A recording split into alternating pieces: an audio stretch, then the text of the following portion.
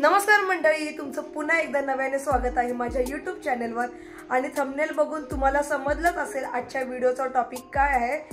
तर चला तर मग रेसिपीला सुरुवात करूया। आणि आजची रेसिपी आहे कोबी मंचुरियन। तर कोबी मंचुरियन बनवण्यासाठी लागणारे साहित्य बारीक चिरलेली कोबी, सोया सॉस, मैदा, कॉर्नफ्लॉवर, मीठ, हळद, लाल तिखट, आलं लसूण पेस्ट आणि फूड कलर। तर सर्वात प्रथम आपण चिरलेला कोबी घेऊया। हा जर माप बघितला तर 2 कप चिरलेला कोबी आहे।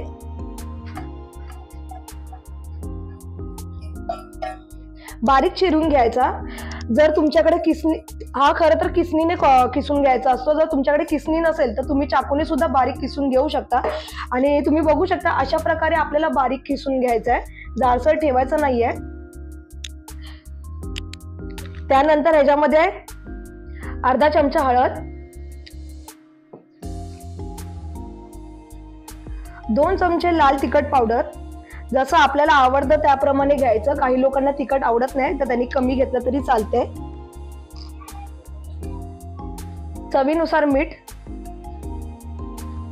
मी 1 चमचा पूर्ण टाकलाय।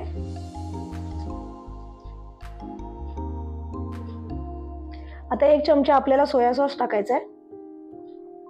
सोया सॉस मध्ये ऑलरेडी मीठ असतं, त्याच्यामुळे आपण जेव्हा मीठ घालू तेव्हा ते थोडंसं कमीच टाका, किंवा सोया सॉस तुम्ही कमी टाकलात तरी चालेल। 1 चमचा पूर्ण भरून आलं लसूण पेस्ट। जर तुम्हाला जर फूड कलर आवडत असेल तर तुम्ही फूड कलर घालू शकता। काही लोकांना आवडत नाही तर त्यांनी जर नाही घातला तरी स्किप केलं तरी चालेल, पण मी घालते थोडासा कलर येण्यासाठी, म्हणजे ते गाड्यावरचे कोबी मंचुरियन असल्यासारखं दिसतं आणि पोरं पण आवडीने खातात। हा अर्धा कप आपण मैदा घेतलाय, तो पण घालून घेऊया।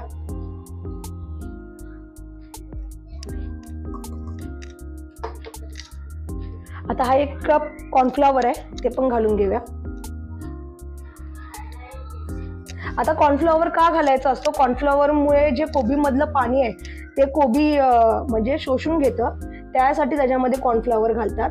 आणि ह्याच्यामध्ये एक्स्ट्रा पाणी घालायची गरज नाही आपल्याला, कारण ऑलरेडी कोबीला पाणी सुटणार, त्याच्यामुळे वरनं पाणी घालू नका। आणि हे अशा प्रकारे आपण हे मिश्रण मिक्स करून घ्यायचं आहे। तर तुम्ही बघू शकता अशा प्रकारे ते मिश्रण एकजीव करून घ्यायचं। बघा कसं तयार झालेलं आहे।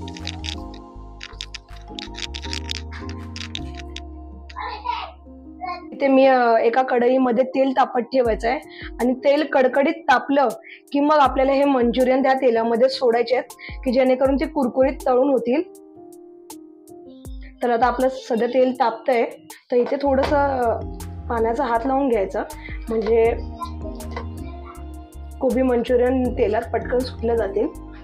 आणि अशा पद्धतीने आपल्याला छोटे छोटे बॉल करत, गोळे करत मंचुरियन सोडून घ्यायचे।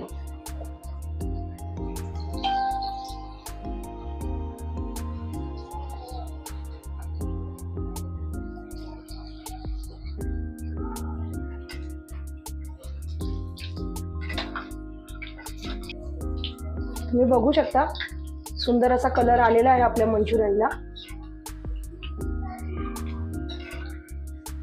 आणि अशा प्रकारे कोबी मंचुरियन जर केलं तर मुलं आवडीने खातात। कोबीची भाजी केली तर सहसा पोरं आवडीने खात नाही। मग अशा पद्धतीने जर आपण कोबी मंचुरियन केलं तर पोरं खूप आवडीने खाणार, प्लस आपले फॅमिली मेंबर सुद्धा आवडीने खातात। संध्याकाळच्या नाश्त्यासाठी हे एक उत्तम पदार्थ आहे, स्नॅक्स म्हणून। आणि तुम्ही हे कोबी मंचुरियन शेजवान चटणी किंवा टोमॅटो सॉस बरोबर पण खाऊ शकता। चांगले शॅलो फ्राय करून घ्यायचं, कच्चे ठेवायचे नाही, नाहीतर ते पोटाला बाधतील। बघू शकता मंचुरियन आपले रेडी झालेले आहेत, आणि फूड कलरमुळे त्यांना एकदम रेस्टॉरंट स्टाईल किंवा आपल्या गाड्यावरचं जसं मंचुरियन मिळतं तसं कलर सुद्धा आलेला आहे, हे खायला रेडी झालेले आहेत। तुम्ही बघू शकता आपले मंचुरियन रेडी झालेले आहेत। तर ही रेसिपी तुम्हाला कशी वाटली हे नक्की कमेंट करून सांगा।